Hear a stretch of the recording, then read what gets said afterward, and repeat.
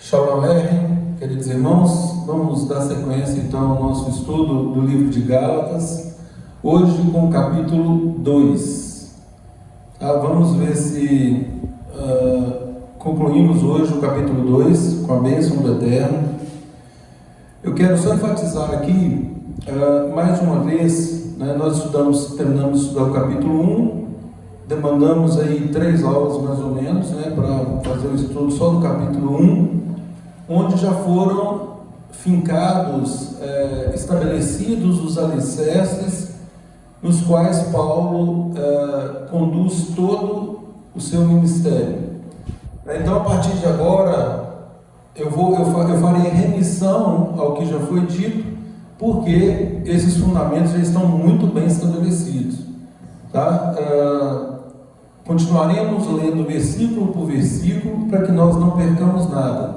Se houver qualquer dúvida, todos têm plena liberdade para perguntar, independentemente de gravação, podem perguntar, é um estudo, e ele será postado do jeito que tiver aqui, sem edição. Então, no capítulo 1, Paulo destacou o seu ministério, que ele recebeu diretamente de Yeshua HaMashiach. Não é isso? Então nós já falamos sobre isso, enquanto os outros apóstolos foram assim escolhidos diretamente por Yeshua, por ocasião da sua estada com eles, durante o ministério do próprio Yeshua. Então, os 12 apóstolos foram escolhidos, depois com o episódio de Judas, foi autorizado aos apóstolos que se escolhesse o substituto de Judas, cuja sorte recaiu em Matias. E Paulo, conforme ele próprio se auto-intitulou, ele é apóstolo fora do tempo, ele foi chamado fora do tempo. Por que fora do tempo? Exatamente porque não foi naquela ocasião. Ele foi chamado lá na frente, quando ele já era perseguidor da congregação, que agora, além da observância da lei, além da observância da Torá, tinha o testemunho de Yeshua.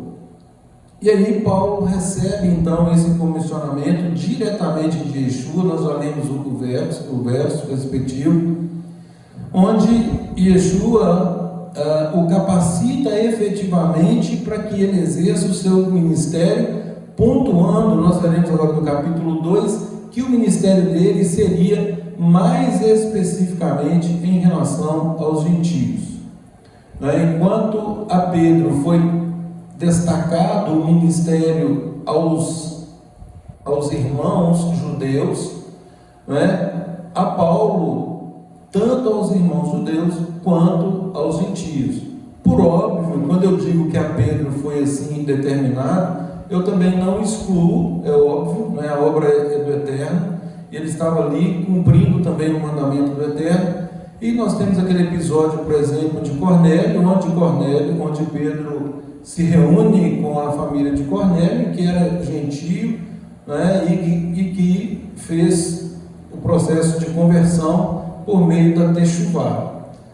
Foi direcionado por um anjo a que buscasse Pedro. Pedro, por sua vez, teve aquela visão do lençol de animais, onde a metáfora daquele lençol significava exatamente que ele deveria considerar os gentios em relação ao plano que Deus tinha para todos, em que Deus não fazia distinção entre gentios e judeus. E assim ele faz, ele vai até a casa de Cornélio, ouve Cornélio, testemunha o Ruach HaKodesh sendo dado a Cornélio e aos da casa dele. Então, o primeiro gentio que a Bíblia relata que efetivamente aderiu a essa fé agora em Yeshua HaMashiach, cujo sacrifício foi em prol de todos, tanto os judeus quanto os gentios. e que a salvação efetivamente se baseava, ou se baseia apenas no sacrifício de Yeshua. Por óbvio, como nós já falamos várias vezes também, quando dizemos que a nossa salvação se baseia, se fundamenta no sacrifício do Mashiach, do Messias Yeshua, é claro que está subentendido que a partir do momento que somos resgatados do nosso fútil procedimento, da nossa vã maneira de viver, a partir do momento que resolvemos então andarmos com Deus e nos submetermos ao processo de enxerto em Israel, conforme Romanos 9, então nós passamos a fazer parte desta família para a obediência. Então nós somos chamados a andarmos doravante. A partir do momento que reconhecemos esse sacrifício, nós somos chamados para andarmos em obediência, em novidade de vida, produzindo frutos agora dignos do arrependimento que esposamos com Yeshua e através do sacrifício de Yeshua. No capítulo 2, nós veremos aqui que Paulo ele faz questão de salientar a independência do ministério e ao mesmo tempo a interdependência com os demais apóstolos.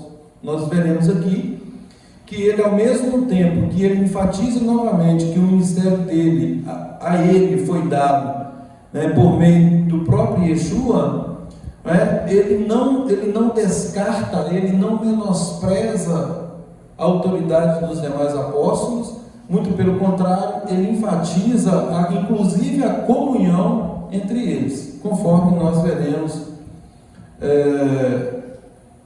a partir da própria leitura do texto. Então vamos lá, capítulo 2, verso 1, Gálatas. 14 anos depois, subi outra vez a Jerusalém com Barnabé, levando também a Tito. Olha aí, uma coisa interessante que acontece aqui. Paulo já mostra para nós a questão do companheirismo.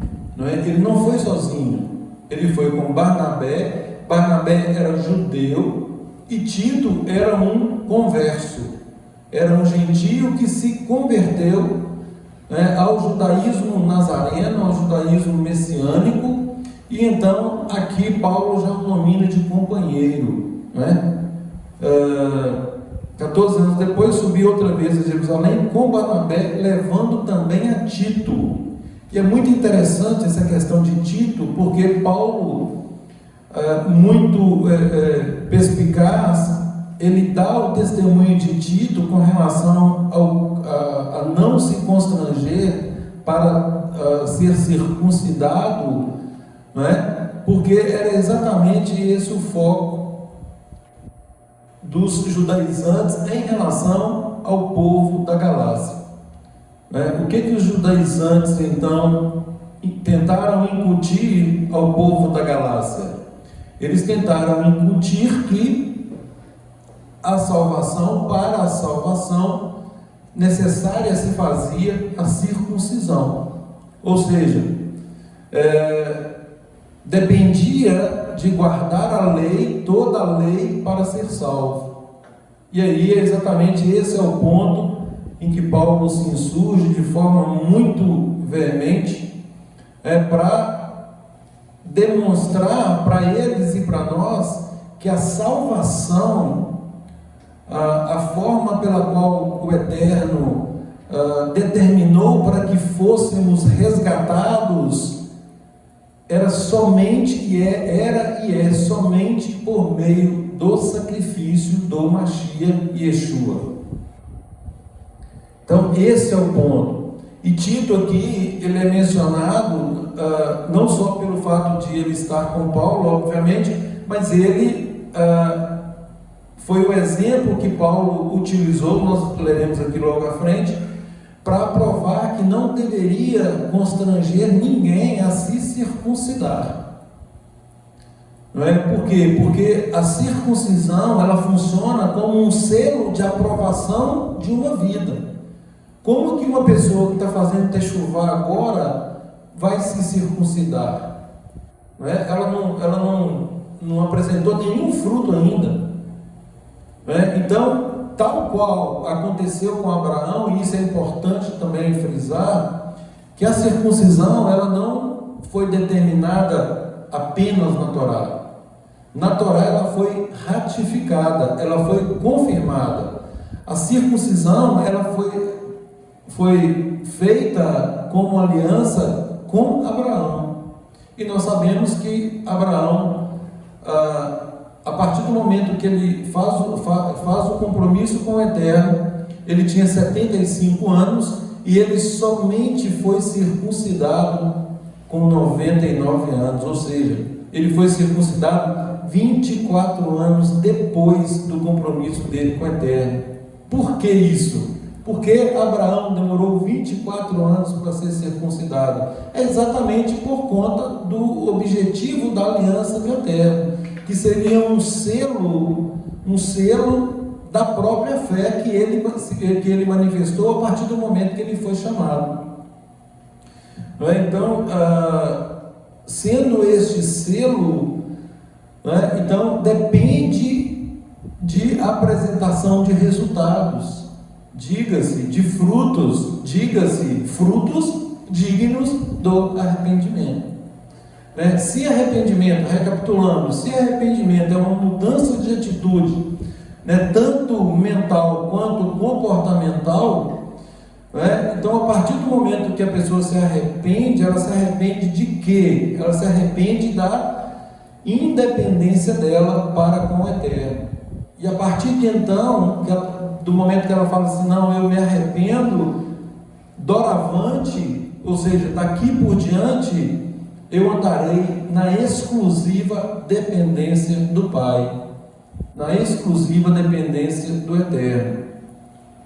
E aí, se eu ando exclusivamente na dependência do Eterno, é óbvio que eu vou, se eu sou dependente dele, eu conhecerei as instruções ou tudo aquilo que ele tem para mim, em termos de estilo de vida, em termos de conduta, de modo que a partir desse conhecimento, imediatamente eu já vou apresentando esses respectivos frutos.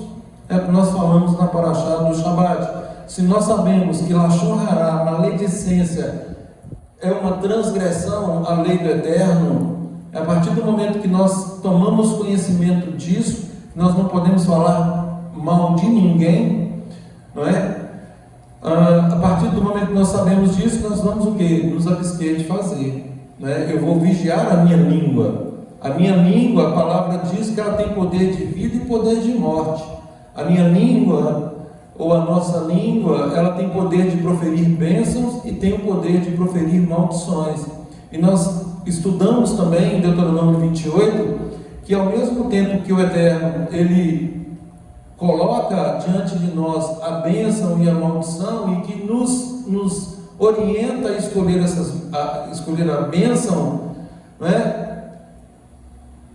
ele nos deixa claro que as bênçãos ali decorrentes da obediência, elas nos alcançarão.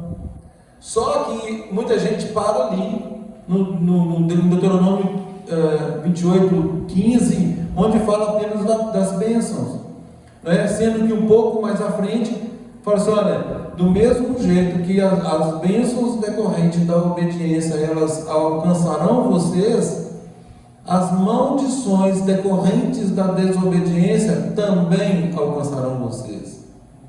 Então, assim, nós enfatizamos muito a questão da seriedade de andarmos com Deus. Deus, nós sabemos que Deus é santo, e nós somos chamados, com as nossas limitações, nós fomos chamados também a sermos santos, a andarmos de acordo com o padrão mais elevado que poderia ter sido apresentado ao ser humano, elevado em termos de santidade, não elevado ao ponto de reputarmos isso como impossível. Não é impossível. É difícil? Sim, é difícil. Por que é difícil? Por causa da nossa natureza, por causa da Yetzer Hará, da nossa inclinação para o mal. Nós nascemos com essa Yetzirará, nós nascemos com essa inclinação. Então é muito mais fácil nós fazermos aquilo que desagrada a Deus do que aquilo que agrada a Deus. Então é um cuidado, a vida com Ele é um cuidado constante, é um vigiar e orar constante, para que efetivamente nós não venhamos a transgredir as instruções tão bem elencadas, tão bem fundamentadas, sobretudo com inúmeras promessas de bênçãos que o Eterno nos deixa.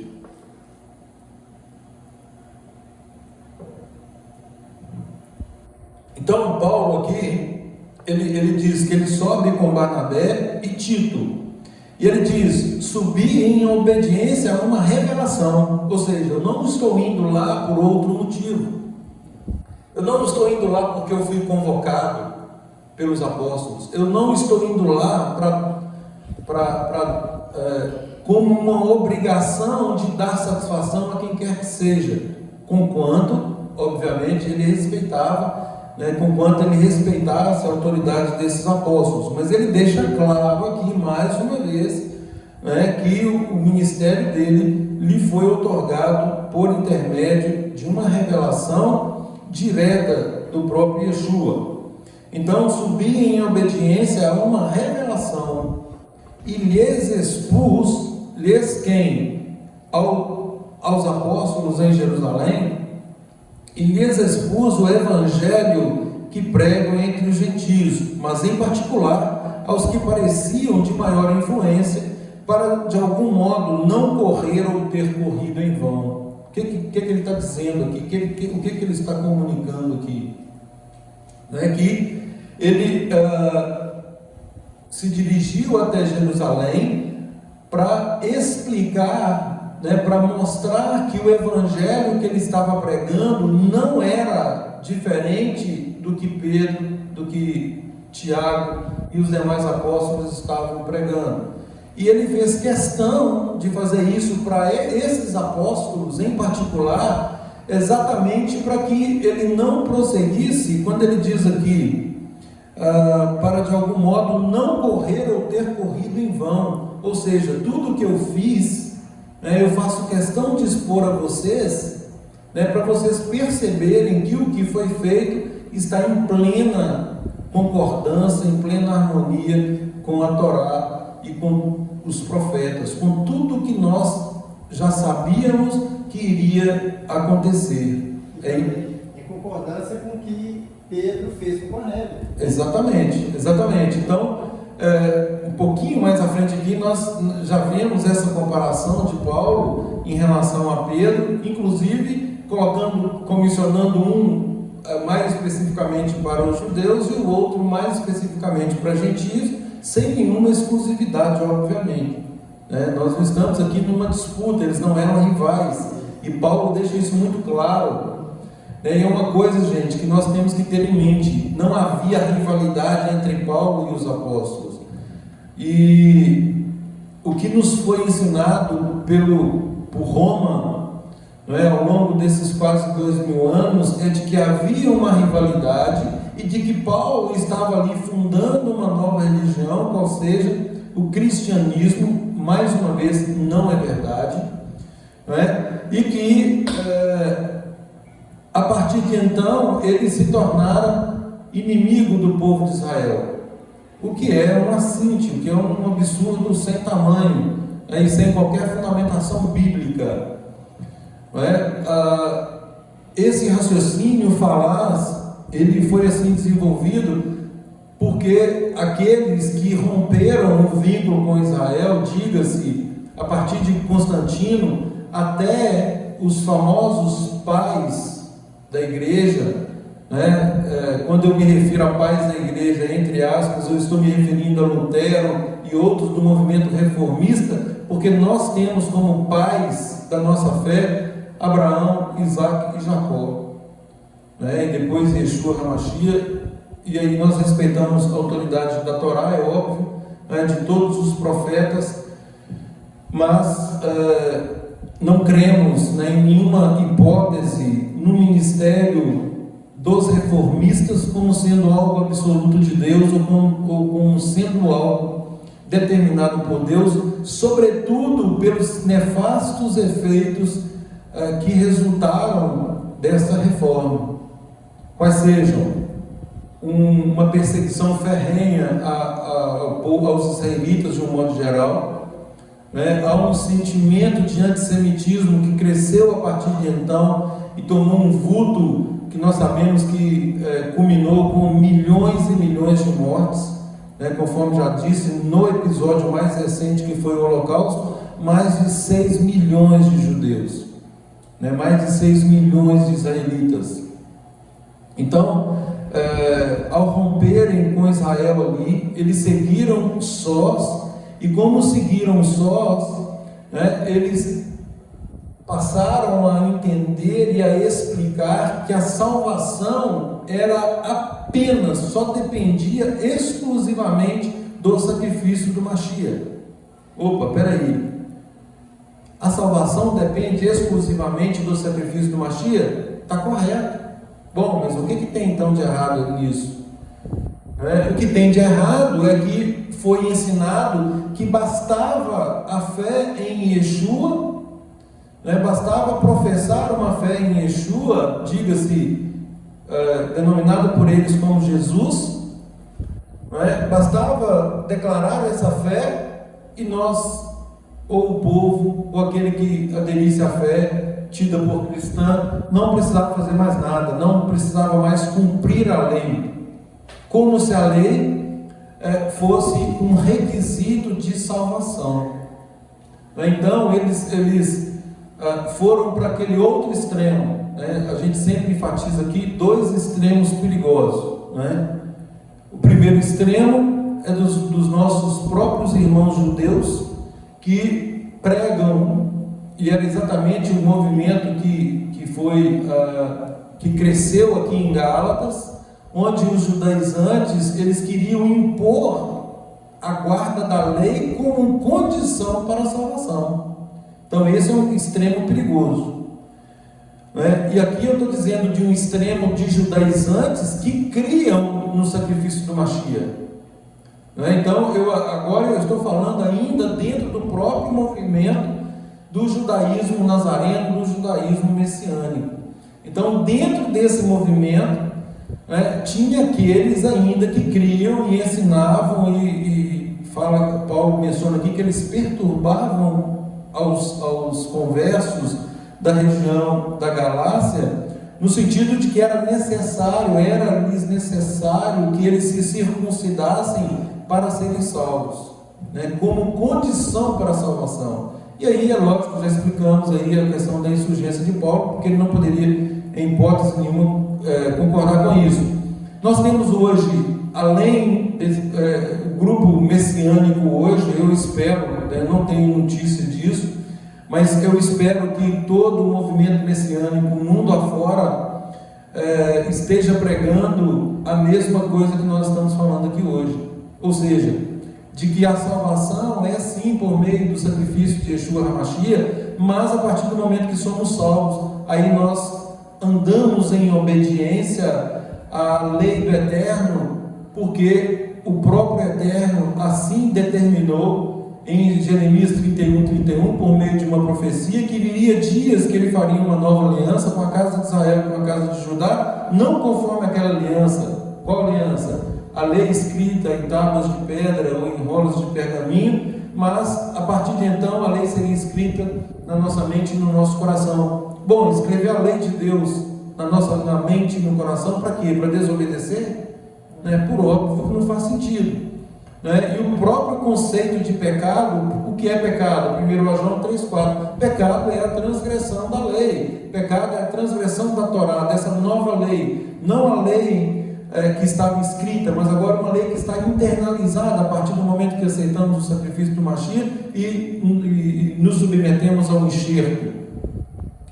E essa renovação, essa ratificação, confirmação dessa nova lei, ela está contida em Hebreus, diga-se Brit Hadashah, diga-se Novo Testamento, em Hebreus 8, a partir do verso 8, que repete exatamente essas palavras às quais referi agora há pouco. Eis que vem dias, diz o Senhor, que farei uma nova aliança por causa de Israel, por causa de Judá, não conforme a aliança que fiz com seus pais quando os tirei da terra do Egito, né? Mas agora, essa nova lei não, a nova aliança, que é a mesma lei anterior, agora ela está gravada no nosso coração e na nossa mente.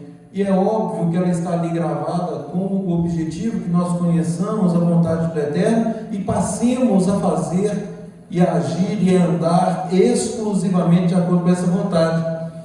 Bom, e aí o extremo absoluto dos ortodoxos, né? Porque os ortodoxos que não creem em Yeshua, eles pregam até hoje a guarda exclusiva da lei como condição para a salvação, ou seja, é mérito próprio, né? Se o Hércules guardar a lei, ele será salvo, e aí o Hércules vai correr como um maluco, querendo guardar a lei em todos os pontos e tal, né? E ele vai se frustrando, porque como condição de salvação, né, ele está no caminho errado, porque a lei, ela nunca nos foi dada com essa missão. A lei, ela nos foi dada para mostrar o nosso caráter. A lei é como se fosse um espelho.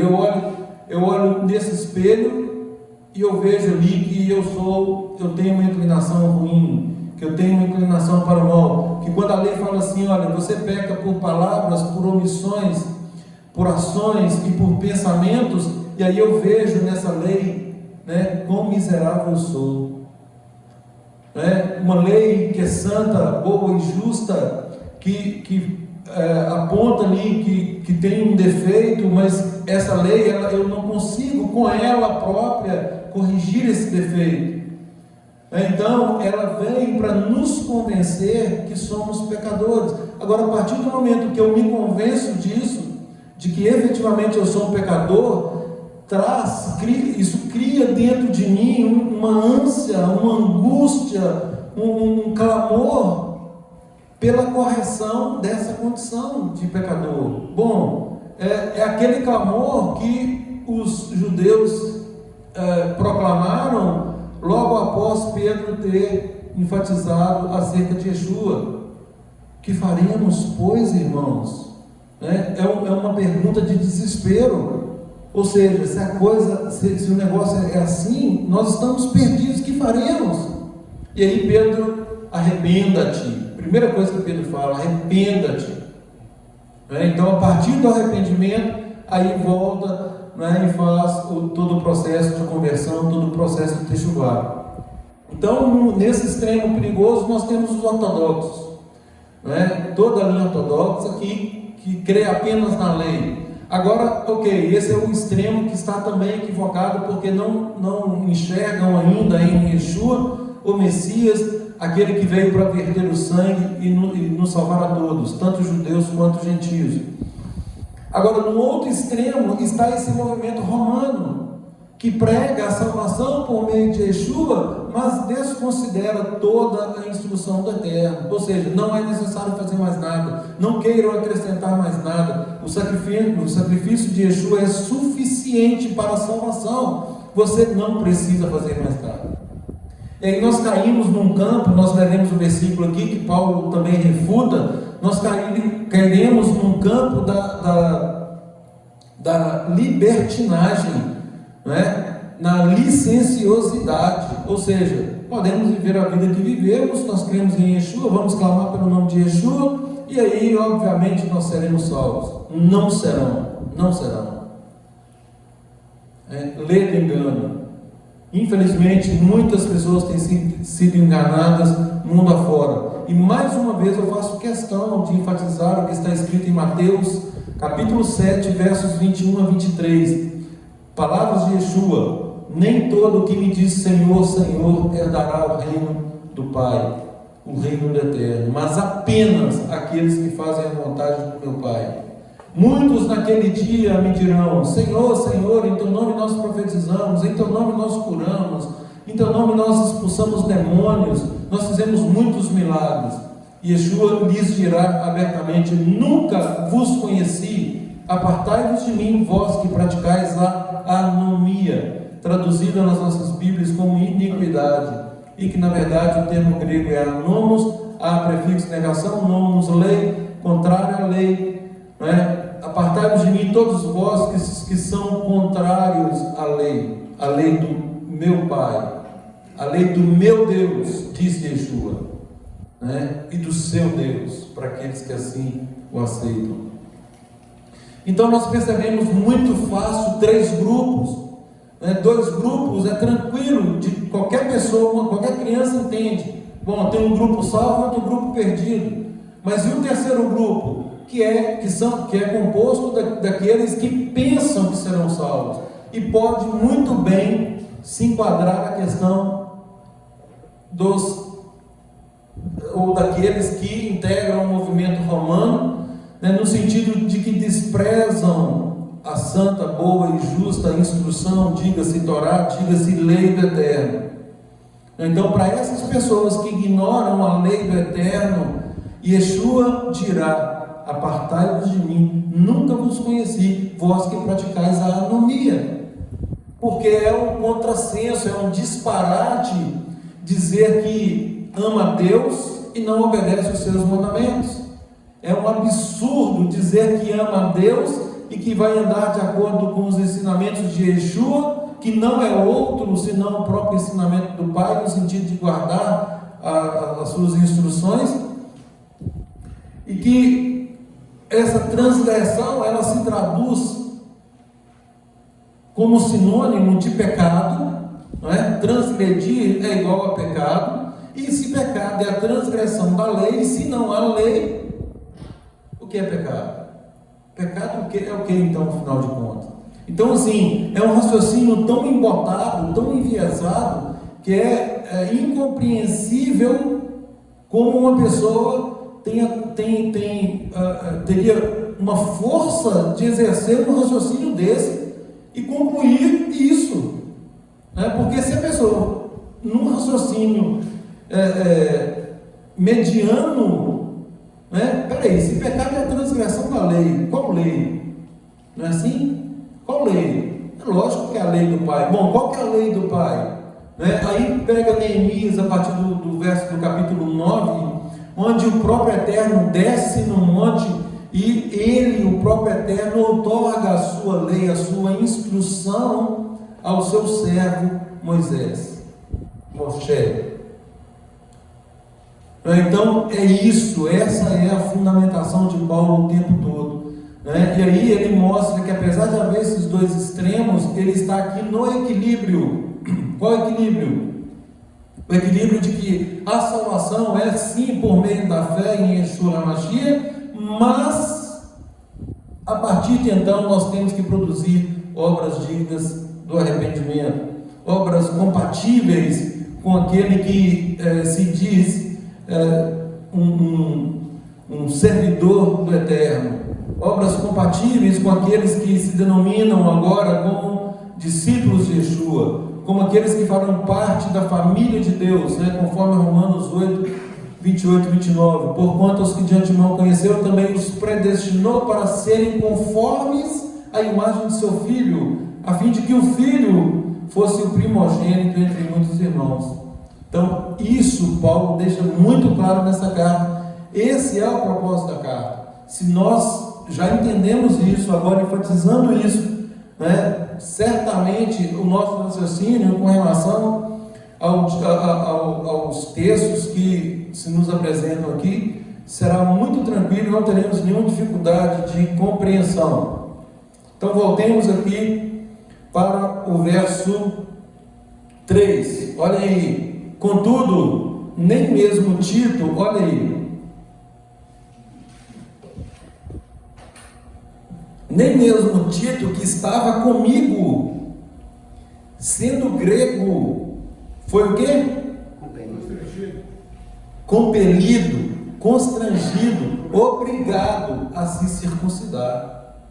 Olha aí, Tito estava comigo, ele era grego, né? Os judaizantes estavam dizendo para aqueles conversos gentios, no meio do povo da Galácia, que obviamente havia judeus, de que eles precisavam se circuncidar. E aqui ele está dizendo exatamente o quê? Tito, ele era grego. Agora, mesmo sendo grego, ele não foi constrangido, obrigado, compelido a se circuncidar. Opa! Paulo está dizendo aqui alguma coisa taxativa acerca de circuncisão, em termos da necessidade ou não dela? Não, ele não está fazendo isso. Por que ele não está fazendo isso? Porque uma coisa é uma coisa, outra coisa é outra coisa. Uma coisa é a salvação, a outra coisa é desenvolver a salvação para que a pessoa obtenha o selo dessa salvação e aí sim ela possa se circuncidar. Vamos lá, abram por gentileza em Romanos 4:11. Romanos 4:11.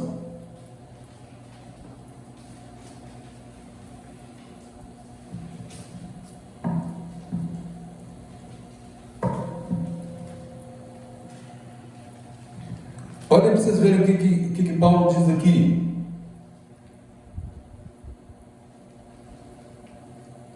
Verso 11, 4:11. Está falando de Abraão. Recebeu o sinal da circuncisão como o quê? Como selo da justiça pela fé. Então ele recebe a circuncisão como um selo da justiça, da justificação pela fé. Por que isso barulho?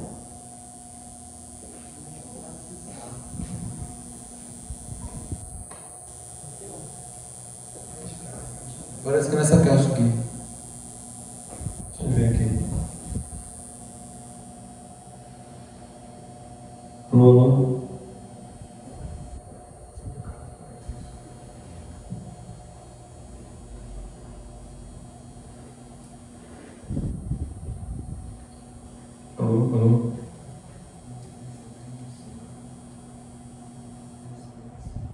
Alô? Alô? Ok, obrigado.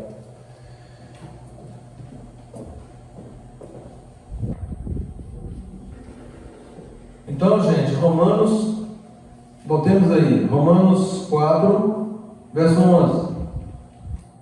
Recebeu o sinal da circuncisão como selo da justificação pela fé que teve quando ainda era incircunciso. Ou seja, Tito era incircunciso. Tito creu em Yeshua. Então, ele era incircunciso, creu em Yeshua. Os judaizantes queriam que Tito fosse circuncidado imediatamente. É exatamente o contrário do que Paulo tinha falado aqui. Então, por quê?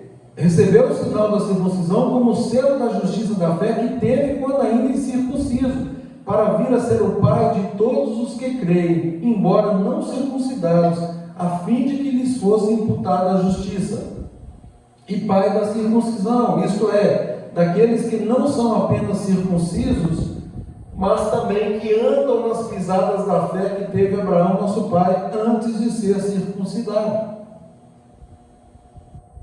Então, conforme já disse, Abraão foi chamado aos 75 anos e só recebeu esse selo da justificação pela fé aos 99 anos, após 24 anos andando com o Eterno.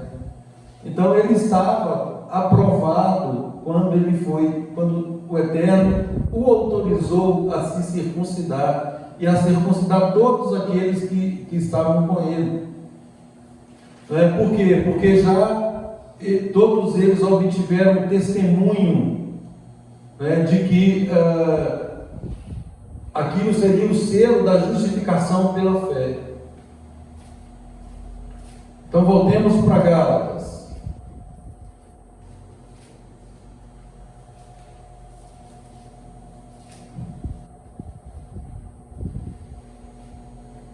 Então nem Tito, que estava com ele, sendo grego, foi constrangido a circuncidar-se. E isso, olha aí, por causa dos falsos irmãos que se entremeteram com o fim de espreitar a nossa liberdade que temos em Yeshua HaMashiach e reduzir-nos à escravidão. Abra, por favor, em Atos 15 e alguém lê, por favor. Leia para mim, por favor, Atos 15, 1 a 4. descido da Judéia, passaram a ensinar aos irmãos: se não vos circuncidares conforme a tradição instituída por Moisés, de forma alguma podeis ser salvos. Por este motivo, Paulo e Barnabé tiveram uma acirrada divergência com eles, e os irmãos decidiram que Paulo e Barnabé, juntamente com outros, deveriam subir até Jerusalém e tratar dessa questão com os apóstolos e com os presbíteros. Isso. Então, nós vemos claramente que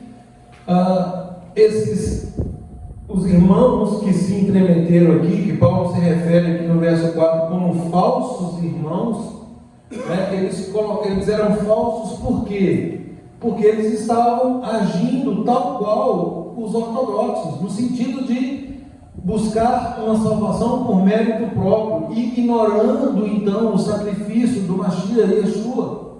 E nós veremos aqui mais à frente, né, e Paulo encerra essa carta, aliás, fazendo essa pergunta, não é?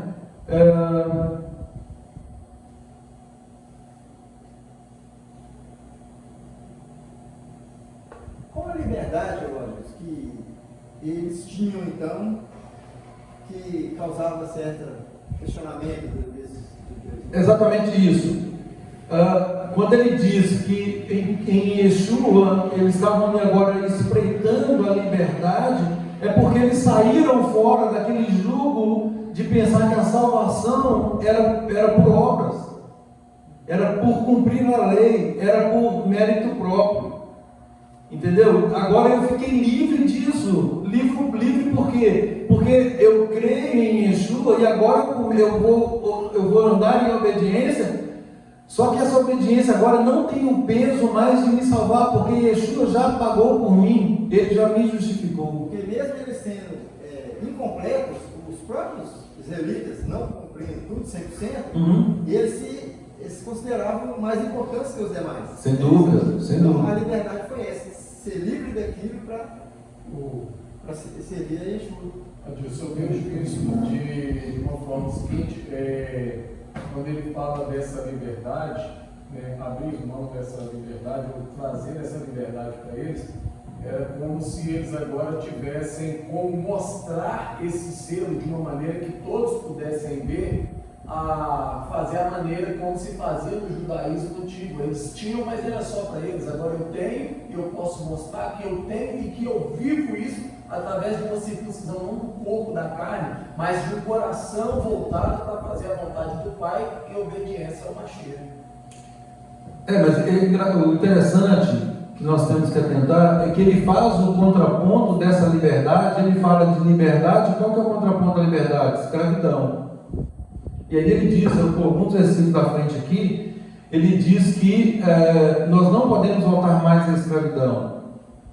Entendeu? Então a liberdade em Yeshua é exatamente limitada à instrução. Como? Limitada à instrução da Torá. Ou seja, eu sou livre para fazer a vontade dele, do Pai. Dele. Então, mas essa liberdade, porque vamos lá no contraponto. O contraponto é a escravidão, não é? E na escravidão ele afirma várias vezes que sendo escravos daquilo, nós não conseguimos, o povo não conseguia cumprir aquilo. E aliás ele fala nem por um momento. Não consigo ser liberto do pecado, por exemplo. Né? Exatamente. E aí a liberdade que Yeshua nos traz é no sentido de nos tirar desse jugo de escravidão. Esse é o jugo de escravidão que Yeshua nos arranca e nos coloca na liberdade dele, de Yeshua. Entendeu? E aí Paulo fala várias vezes, né? Eu não vivo mais, mas Yeshua vive em mim. Tirar da impotência para a dependência. Dependência, exatamente. Então a partir de agora, com Yeshua, sim, é possível agradar o Pai. Entendeu? Porque vai acontecer vacilo? Vai. Vamos pecar? Vamos. João deixa isso claro. E aliás ele diz que se alguém pensa que não, ou se alguém diz que não vai, ele é mentiroso. E aí, quando nós olhamos para a nossa inclinação do mal, aí nós percebemos que de fato, apenas e tão somente com uma vida muito jungida, presa a Yeshua, uma vida substituída, é que nós conseguiremos efetivamente agradar a Deus. Se nós nos afastarmos 1 milímetro, nós vamos cair. Nós vamos cair. Então é um proceder diário, é uma busca diária, é uma luta diária. Né? Por isso que Paulo fala lá em Romanos, né? O mal que eu não quero este faço, o bem que eu quero eu não consigo fazer. Né? Desventurado homem que sou, quem me livrará do corpo dessa morte? Yeshua nos livra. Né? Porque essa é a conclusão. O raciocínio dele nos conduz a todos a essa premissa, né, de que nós somos pecadores, para chegar numa conclusão e formar o silogismo dele, no sentido de que nós precisamos de um Salvador. E se nós não entendermos isso, né, e buscarmos méritos próprios, o sacrifício de Yeshua não valeu de absolutamente nada. Ele fala isso, né, ao final da carta de Gálatas. Deus, se nós nos deixarmos reduzir novamente a escravidão, o que é a escravidão? De novo, eu cumpro a lei. Eu fiz isso, eu fiz aquilo, aquilo outro. Eu fiz. Isso é o que? Eu estou chamando a atenção para mim. Ou seja, eu continuo no controle. Eu não estou dependendo de Deus coisa nenhuma. Entendeu? Eu continuo no controle. Isso é mérito meu. Autoajuda. Estou fazendo essa autoajuda. Exatamente. Ao invés de buscar uma ajuda do alto, ele se imiscui numa autoajuda. Nós não precisamos de autoajuda, nós precisamos de ajuda do alto, por meio do Mashiach que nos foi enviado. Então não é mérito nosso, né? O mérito é de Yeshua, ele que nos ensina como obedecer. Por isso que a lei serviu de aio, de tutor, e nos entregou nas mãos de Yeshua.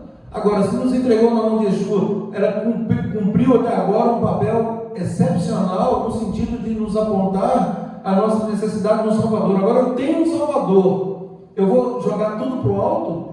Eu vou pegar o meu Salvador e vou andar de qualquer jeito? Eu vou ignorar aquela vontade do Pai que Ele tanto diz: a minha comida consiste em fazer a vontade do Pai. Eu não vim fazer a minha própria vontade, senão a daquele que me enviou. Quer dizer, nós olhamos para isso e é o que eu disse, o raciocínio ele é muito contraditório e difícil de compreender. Como que uma pessoa consegue raciocinar e chegar a uma conclusão no sentido de ignorar a instrução de Deus? É como alguém que tira uma carteira de habilitação e depois do tempo não renova ela e continua dirigindo achando que tem a permissão para dirigir. Não, já não tem mais. Olha, eu aprendi que trouxe toda ali na autoescola, ignorar toda a legislação da autoescola ali, tudo que eu aprendi, eu não quero saber desse negócio mais. Ué, agora, exatamente, boa ilustração. Você tem uma carteira de habilitação agora, agora você está de acordo com a lei, e aí você vai dirigir. Você vai ignorar todas as leis de trânsito, você vai conseguir dirigir? Não vai. Se tem uma placa lá de contramão, ele entra na contramão, o que vai acontecer? Ele vai bater, alguém vai bater nele, vai provocar um acidente. O guarda manda ele parar, né? Numa blitz lá, ele não para, ele passa em cima do guarda. O que é isso? Então, assim, não faz sentido. É um raciocínio muito, muito difícil de compreender. É muito mais fácil compreender que Paulo está falando aqui de um ponto específico, que é a circuncisão, se a circuncisão é ou não elemento de salvação. E Paulo deixa claro que não é. É claro que não é. Nenhum elemento da lei, né? Ou seja, nós podemos pegar toda a instrução do Eterno, ela não tem a função dela não é nos salvar. A função dela é exatamente o contrário. É nos mostrar essa nossa condição, a necessidade de um Salvador, para que, de mãos dadas com esse Salvador, aí sim nós consigamos andar em obediência. Esse é o papel da lei. A questão aqui é, qual é o papel de quem? O papel de Yeshua é nos resgatar, é nos salvar. O papel da lei é nos instruir no caminho que devemos andar. É o caminho que devemos andar. Quando Yeshua diz que ele não veio fazer a própria vontade de si, a vontade do Pai, essa vontade manifestada nessa instrução que nós não conhecíamos e agora nós passamos a conhecer. Olha aí, verso 4: com o fim de respeitar a nossa liberdade que temos em Yeshua HaMashiach e nos reduzir à escravidão. Olha aí de novo, escravidão de acharmos que a salvação é pela guarda da lei. Olha o verso 5: aos quais ainda nem por um momento nos submetemos, para que a verdade do Evangelho permanecesse entre vós. Qual é a verdade da boa nova, gente? Verdade do Evangelho, a verdade da boa nova. A verdade do Evangelho, a verdade da boa nova é exatamente de que viria um Mashiach, um Messias, que cuidaria em nos resgatar, cuidaria de nos resgatar, para que andássemos em obediência, para que nos salvasse. Verso 6: e quanto àqueles que pareciam ser de maior influência, quais tenham sido outrora, não me interessa. Deus não aceita a aparência do homem. Esses, digo, que me pareciam ser alguma coisa, nada me acrescentavam. O que Paulo está dizendo aqui, gente? Isso, lê na sua versão, por favor. Só esse verso. E aqueles que pareciam ser influentes, ainda que o tenham sido no passado, isso não faz diferença para mim, pois Deus não julga segundo as aparências humanas. Esses que pareciam ser muito importantes, nada me acrescentaram.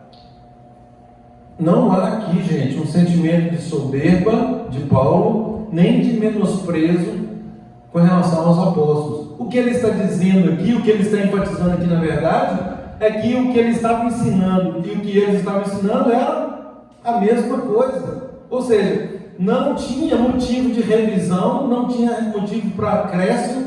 Ainda mais que ele era bem instruído, né, como fariseu. Exatamente, e ainda mais isso, né? Porque eu imagino, eu que estou dizendo isso, né? Aliás, Pedro também fala sobre isso, né? Que Paulo escreve coisas difíceis de entender, que os ignorantes e instáveis deturpam para a própria destruição deles. E aí eu fico imaginando Pedro perto de Paulo, né? É claro que ambos eram capacitados por Deus para os respectivos ministérios, mas Pedro, ele devia olhar para Paulo e certamente ele admirava Paulo, né? Porque Paulo era um erudito, era uma pessoa altamente capacitada, e Pedro era uma pessoa mais simples, que foi igualmente capacitado para a obra a qual ele foi comissionado. Mas Paulo, além de ter essa comissão também específica, a formação secular de Paulo era muito avançada em relação a Pedro e aos demais apóstolos. Então, o que ele está dizendo aqui, embora eu até imaginava, né, aqueles que pareciam ser de maior influência, por quê? Porque os judaizantes, né, enfatizaram muito isso, né, questionando a Paulo sobre o ministério dele, questionando do porquê da não circuncisão, ou seja, parecia que eles tinham uma influência muito grande. E aí quando há esse encontro, ele percebe o que? Nós estamos nivelados, nós estamos ensinando a mesma coisa,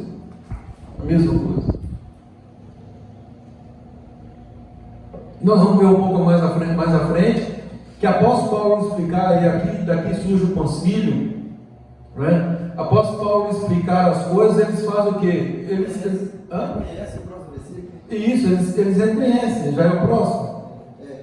Olha aí, vamos lá então. Verso 7. Ou seja, então, que me pareciam ser alguma coisa, nada me acrescentaram, antes pelo contrário. Quando viram que o evangelho da incircuncisão me fora confiado, quando ele diz aqui da incircuncisão, gente, ele não está colocando a circuncisão como desnecessária. Ele está colocando o ministério da incircuncisão porque aqueles aos quais ele foi enviado não eram circuncidados. É isso que ele está dizendo. Ou seja, os gentios não passavam pelo rito da circuncisão, é claro. A circuncisão, a partir da Torá, né, ela ficou adstrita inicialmente ao povo judeu. Nós estudamos isso na última paraxá. Que a criança era circuncidada ao 8º dia. Então, aí já passou a fazer parte do povo de Deus. Né? Agora, é claro que qualquer um que objetivasse a conversão, o enxerto a Israel, ele tinha também que passar pelo rito da circuncisão, não como condição de salvação, não de forma imediata. O que é imediato é o batismo. Agora, circuncisão é um passo lá na frente, né, que certamente aconteceu, e certamente acontecia, e certamente tem que acontecer.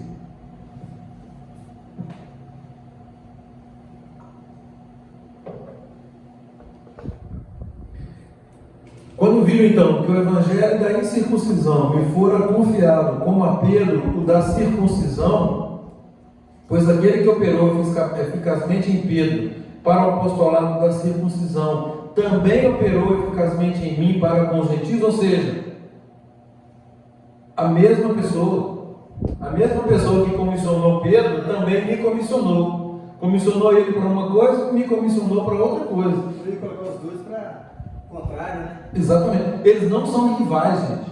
Não existe rivalidade, não existe disputa. A obra aqui é para o reino do eterno. Eles estão fazendo uma obra santa.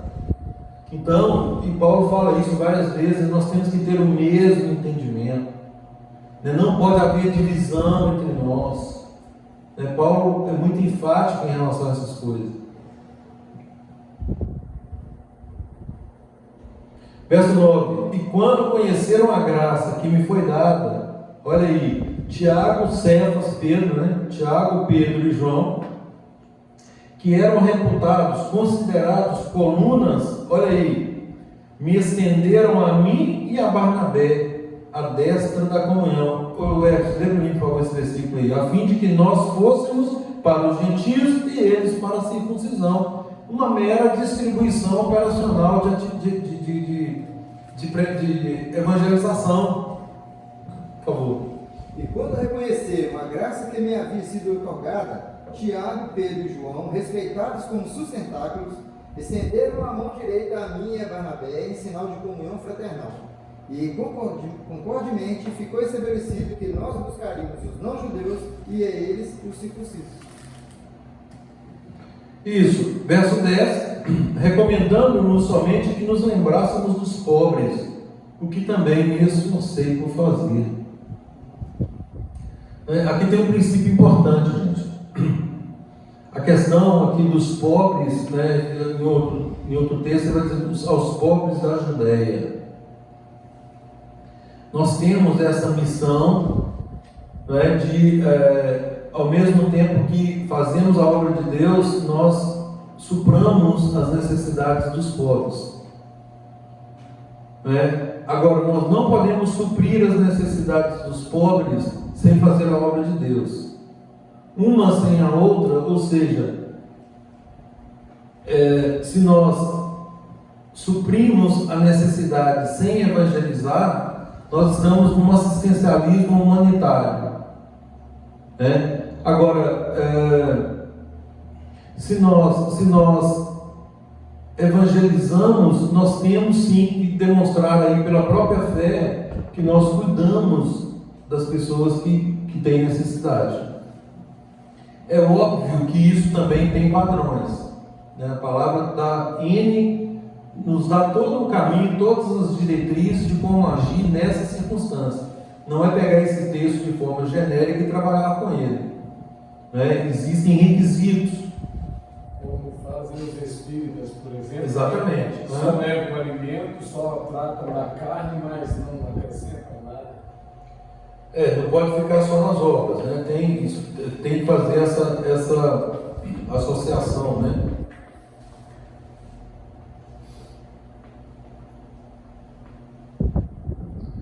Nós não somos salvos pelas obras, né? Não somos salvos pelas obras, mas para as obras. A partir do momento que somos salvos, aí sim nós temos que produzir obras. As nossas obras são frutos, e frutos compatíveis com a condição de salvo, obviamente. Verso 11. Quando, porém, Pedro veio a Antioquia, olha aí Paulo, olha o que Paulo faz. Resisti-lhe face a face, porque se tornou repreensível. Com efeito, antes de chegarem alguns da parte de Tiago, Pedro comia com os gentios. Quando, porém, chegaram, afastou-se e, por fim, veio a apartar-se, temendo os da circuncisão. Olha aí o movimento dentro do judaísmo messiânico, uma ala radical, que era exatamente os que estavam perturbando, ao ponto de constranger Pedro, que ao mesmo tempo que ele estava misturado ali, quando esses chegam, ele se afasta. Com medo, né? Com medo. Ah, mas peraí, por que ele teve medo? Já não tinha acontecido a situação lá de Cornélio? Não é? E aí, Paulo o repreende.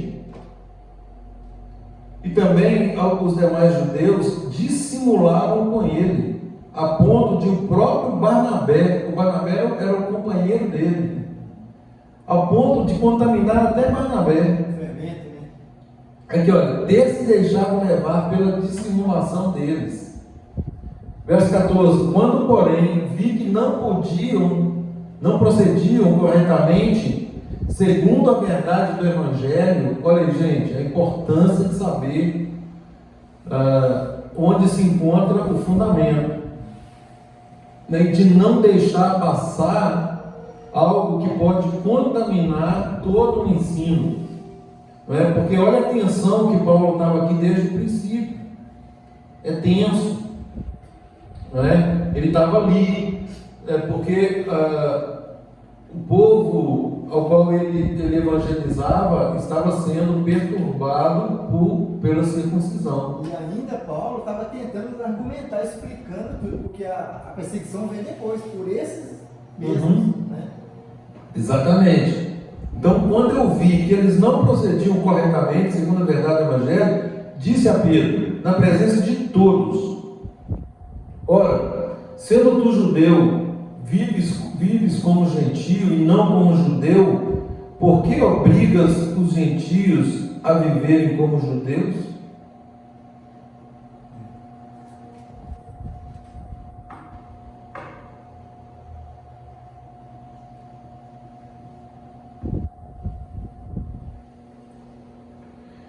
Verso 15: nós, judeus por natureza, e não pecadores dentre os gentios, sabendo contudo que o homem, olha aí de novo, olha a ênfase aí, o homem não é justificado por obras da lei, e sim mediante a fé em Yeshua HaMashiach.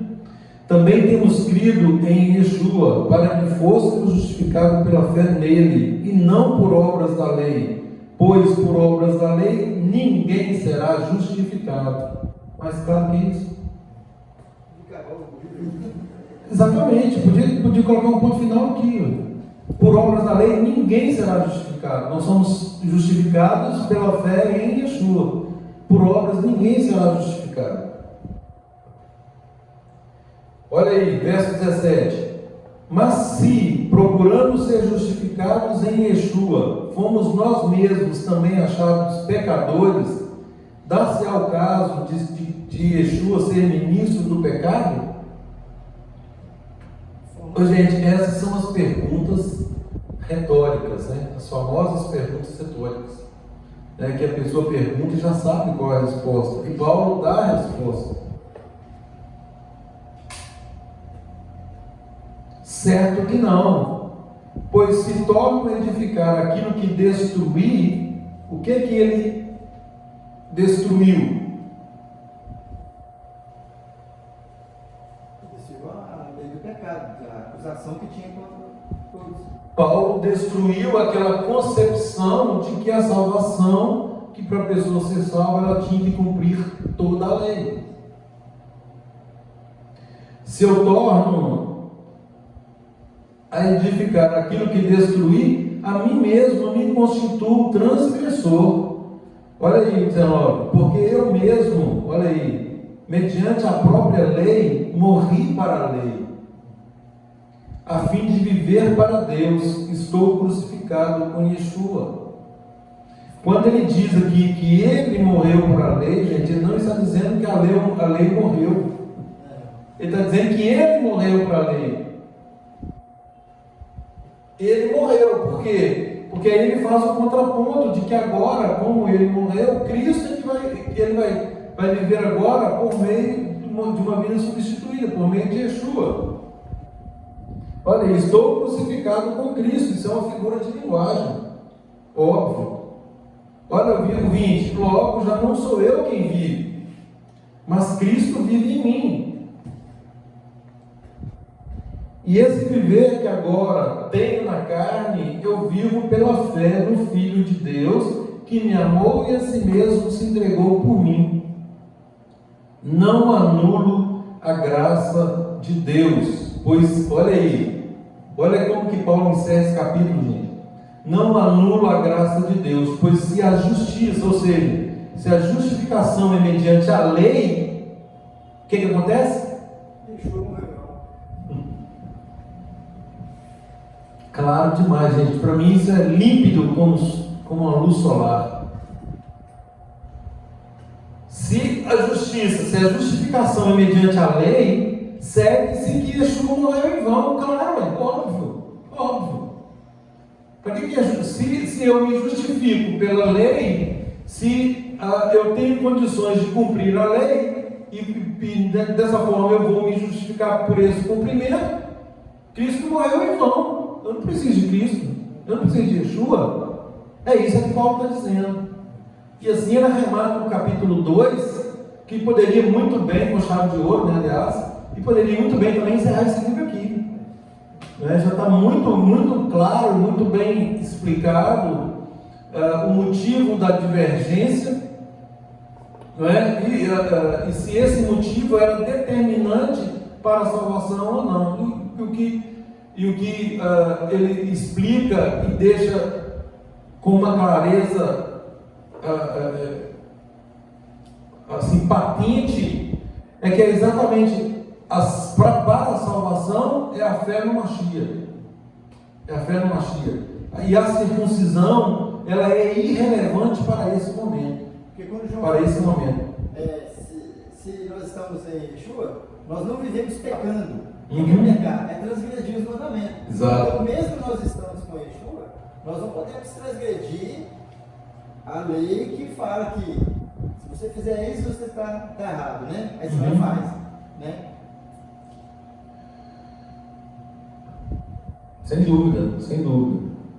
Então, gente, o que Paulo apresenta aqui é o seguinte, em resumo, né? A fé, ou melhor, o sacrifício do Mashiach, né, é a fonte.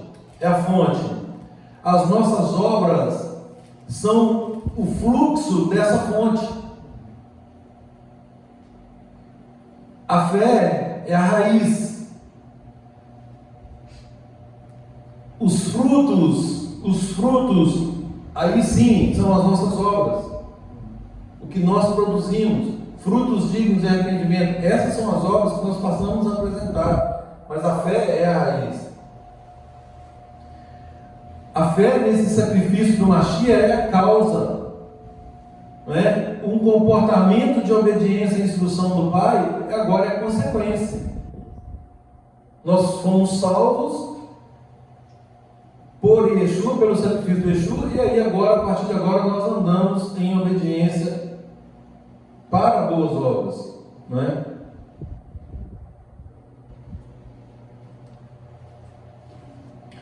Então, gente, nós encerramos o capítulo 2 com a mesma ênfase, né, em relação ao capítulo 1, de modo que mais uma vez fica clara aqui a questão da nossa salvação. A nossa salvação é exclusiva pelo sacrifício de Yeshua HaMashiach. Jesus, o Messias, conforme denominado pelo movimento romano. Então, a nossa salvação apenas pelo sacrifício dele. Agora, a partir do momento que somos salvos, aí nós somos chamados a termos agora uma nova vida, uma vida substituída por ele, para andarmos em plena obediência ao Pai.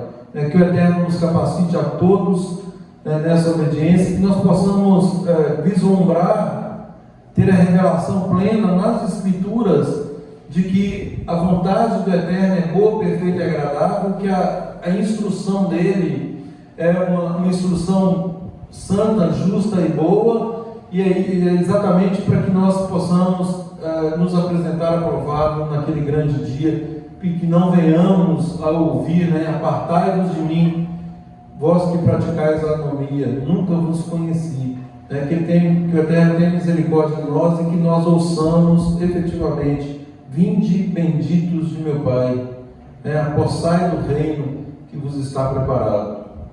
Shalom a todos. Aleluia.